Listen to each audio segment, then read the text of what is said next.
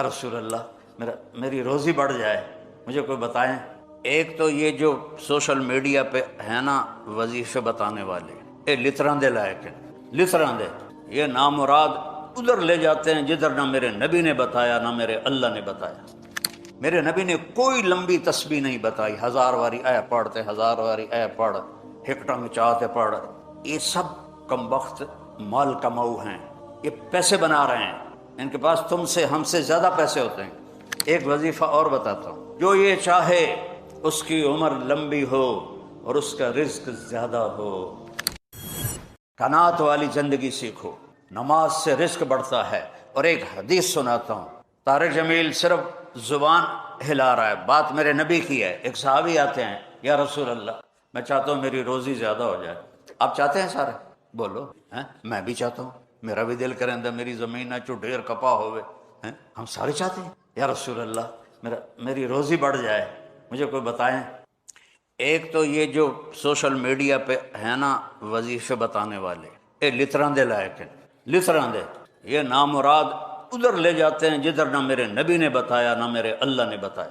ایک تو ان کو سننا چھوڑ دو، میں اپنے نبی کا وظیفہ بتا رہا ہوں جو ہر آدمی، ہر مرد عورت کر سکتا ہے، چھوٹا بڑا بوڑھا جوان۔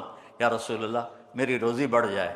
آپ نے کیا کہا؟ ادم علی الطہارہ یوسع الیک رزقک، با وضو رہا کر تیرا رزق بڑھ جائے گا۔ میرے نبی نے کوئی لمبی تسبیح نہیں بتائی، 1000 واری اے پڑھتے، 1000 واری اے پڑھ، ہکٹنگ چاہتے پڑھ۔ یہ سب کمبخت مال کماؤ ہیں، یہ پیسے بنا رہے ہیں، ان کے پاس تم سے ہم سے زیادہ پیسے ہوتے ہیں۔ اور نہ یہ اس چکر میں پڑھو کہ جادو ہو گیا، جنوں پھرولو جادو ہو گیا ہے، سایہ ہو گیا ہے۔ بھائی کتھے سایہ ہے، کتھے اتنے جادوگر پیدا ہو گئے ان بے ہر ویلے پھوکی جاننے دے تو تباہ کیتی جاندے۔ یہ سب فراڈ ہیں، یہ جو جادو ہو گیا اور جادو کے عمل کرنا پڑے گا اور ہانڈی چڑھانی پڑے گی اور پتہ نہیں کی کرنا پڑے گا، زمین میں دبانا پڑے گا، یہ سارے الودے پٹھے نے، اور تسی سارے بے وقوف جڑے انہاں دے مگر لگے ہویا۔ میرے نبی کا وظیفہ سنو، ادم علی الطہارہ یوسع الیک رزق، تو باوضو رہ تیرا رزق بڑھ جائے گا۔ ایک وظیفہ اور بتاتا ہوں، میرے نبی نے فرمایا، یہ آپ نے خود فرمایا، یہ باوضو رہنے کا پوچھنے پہ، ایک صحابی نے پوچھا کہ میں چاہتا ہوں میرا رزق بڑھ جائے، تو آپ نے فرمایا باوضو رہا کر رزق بڑھ جائے گا۔ اور باوضو رہنے کے کچھ اور فائدے بتاؤں۔ ایک دفعہ شیطان ہمارے نبی کی خدمت میں حاضر ہوا، آپ نے فرمایا یار اتا دس تیرے دشمن کتنے ہیں؟ کہنے لگا 15۔ تو آپ نے فرمایا کون؟ کہ پہلے تو تسی ہو، پہلے دشمن تو میرے تسی۔ پھر اس نے فہرست گنائی، بات لمبی ہوتی جا رہی۔ اس نے کہا پھر وہ مومن مرد اور عورت جو باوضو رہتے ہیں وہ میرے بڑے دشمن ہیں، ان سے مجھے ڈر لگتا ہے۔ اور باوضو سو جاؤ تو موت آ گئی تو شہادت کی ہوگی، باوضو سو جاؤ تو ایک فرشتہ تمہارے لیے دعا کرتا رہے گا، باوضو سو جاؤ شیطان ڈر کے پیچھے ہٹ جائے گا۔ اور ایک بتا رہا ہوں جو میرے نبی نے خود بتایا پوچھنے کے بغیر، جو یہ چاہے اس کی عمر لمبی ہو اور اس کا رزق زیادہ ہو تو وہ اپنے ماں باپ کی، تمہاری تو جابیں ہیں نا، تم کہاں ماں کو پوچھ سکتے ہو، جاب ہے۔ میرے نبی نے کہا اپنے ماں باپ کو خوش کرے اور اپنے رشتہ داروں پہ خرچ کرے اور ان سے اچھا سلوک کرے، اللہ اس کی عمر بھی بڑھائے گا، اس کا رزق بھی بڑھائے گا۔ اور ماں باپ کی دعائیں وہاں پہنچا دیتی ہیں اللہ کی قسم جہاں کوئی نہیں پہنچ سکتا۔ میں نے اس زمانے میں میڈیکل چھوڑا جب ڈاکٹر ایک بہت بڑی تصویر تھی، چونکہ وہ ڈاکٹر تھے، بیوپاری نہیں تھے، سوداگر نہیں تھے، ایک دم ہی لے لو ایک دم ہی لے لو ایک دم ہی لے لو، ڈاکٹر تھے۔ اور مولوی ایک کیڑا تھا، کیڑا، گندگی کا کیڑا۔ اور میں ایک ذمہ دار خاندانی جس میں تکبر کی انتہا، انسان کو انسان نہیں سمجھتے تھے ہمارے بڑے، تو اللہ نے میرا کانٹا بدلا، میرا ہاتھ پکڑا، آج میں آپ کے سامنے کھڑا ہوں۔ یہ اس کی مہربانی ہے، اس کا کرم ہے، اس کا فضل ہے، اس کا احسان ہے۔ تو میں کالج لائف تک بہت روڈ تھا، نہ ماں کی پرواہ تھی نہ باپ کی پرواہ تھی، تو میرے ماں باپ کو مجھ سے بہت گلہ رہتا تھا۔ تو میں لاہور میں پڑھتا تھا تو میں خط اس وقت لکھتا تھا جب پیسے مک جاندے ہیں۔ تو ایک دفعہ میرے باپ نے مجھے خط لکھا، بیٹا جب پیسے ختم ہوتے ہیں تو خط لکھتے ہو، کبھی ایویں بھی خط لکھ دیتا کر بھائی تیرا کی حال ہے۔ پتہ ہی نہیں تھا ماں کسے کہتے ہیں، باپ کسے کہتے ہیں۔ تو نبی کی زندگی پڑھی تو پتہ چلا، آپ اندازہ لگائیں۔ بیٹا بہ جا بہ جا۔ میرے نبی نے فرمایا، یہ عورتیں بھی بیٹھی ہیں، کاش میری ماں ہوتی زندہ، اور میں عشاء کی نماز کی نیت باندھ کے فرض نماز مسجد کی مصلی پر پیچھے نمازی ہوتے اور میں سورۃ فاتحہ شروع کر چکا ہوتا الحمدللہ رب العالمین، اور ادھر میرے گھر سے میری ماں کہتی محمد، تو میں نماز توڑ کے کہتا جی اماں جان میں آیا، جی اماں جان میں آیا۔ ماں کا مرتبہ بتایا، یہاں تو صرف پونڈ کو دنیا جانتی ہے۔ میرا نبی بتا رہا ہے ماں باپ کی خدمت کرو، رزق بڑھے، اپنے رشتہ داروں سے لڑو نہیں، اچھا سلوک کرو۔ عام طور پر رشتہ دار آپس میں سینگ پھنسے ہوتے ہیں، اور ہمارے ذمہ داروں میں تو ویسے ہی توبہ توبہ توبہ توبہ، اسی لیکا چھک دیتا ہے، سمجھتے ہو اس بات کو؟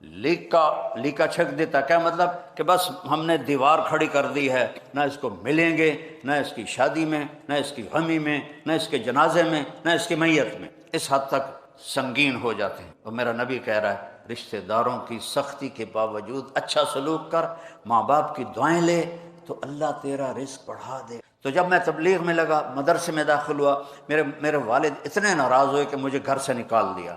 23 نومبر 1972، یہ تو مولوی بننا تو میرے گھروں نکل جا۔ 2 باری میرے والد اتنے جابر ذمہ دار تھے کہ لوگوں کے پیشاب نکل جاتے تھے جب وہ گرجتے تھے، درد سے باندھ کے مارتے تھے مجھے کہا۔ اور میری عمر کتنی؟ 18 سال۔ میں خود حیران ہوتا ہوں کہ ایڈی چھوٹی عمر میرے اللہ نے میروں کیویں ہمت دیتی۔ میں کہا نہیں، میں مولوی بننا ہے۔ پھر میرے باپ نے کہا اچھا نکل جا میرے گھر، 2 دفعہ کہا نکل جا میرے گھر۔ پھر جب اللہ نے میری زندگی پلٹی اور میں چھٹی میں آتا اور میں اپنے باپ کی خدمت کرتا، تیل لگاتا، پاؤں دباتا، نوکر ہوتے تھے، نوکرانوں تو خوب نہیں نا، انہیں تو انجن کرنا ہوں۔ تو وہ ایک ہمارے بزرگ لیٹے ہوئے تھے، ان کو لوگ دبا رہے تھے، تو کسی نے پوچھا حضرت کیا حال ہے؟ کہا جی بس میں صبر کا ثواب لے رہا ہوں اور یہ تھکن کا ثواب لے رہے ہیں۔ تو میں اپنے باپ کو بڑے دل سے دباتا، تو مجھے میرے باپ کی دعا لگی۔ وہ کہتے پتر میریاں اکھیاں تا نہیں ویکھنا، پتر میریاں اکھیاں تا نہیں ویکھنا، پر تو ویکھی ایک دن اللہ تینوں بڑی عزت دے سی۔ یہ میرے باپ کی دعا مجھے۔ میں ایک جگہ بیٹھا تھا، سامنے ٹی وی چل رہا تھا، آواز نہیں، میں نے دیکھا ایک نوجوان ناچ رہا ہے، ڈانس کر رہا ہے ساحل پر، اور اس کے ساتھ 10-12 لڑکیاں وہ بھی میں نے دیکھا بہت خوبصورت نوجوان ہے۔ مجھے خیال آیا یہ جو اتنی بڑی گمراہی میں ہے اس کو ہدایت کیسے ملی، اور کون اسے جا کر اللہ کا پیغام سنائے گا؟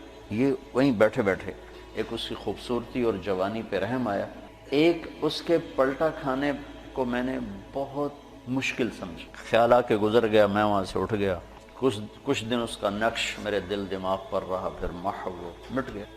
کراچی کا اجتماع تھا ستمبر میں، تو انہوں نے میرے لیے ایک چھوٹا سا خیمہ بنایا تھا کراچی میں، تو میں وہ خیمے میں بیٹھا ہوا تھا، تو ایک نوجوان میرے پاس آیا، کہا جی پاکستان کا ایک مشہور گلوکار ہے، اس کا نام ہے جنید جمشید، میں آپ سے ملانا چاہتا ہوں۔ میں نے کہا کدھر ہے؟ کہا میرے ساتھ ہے۔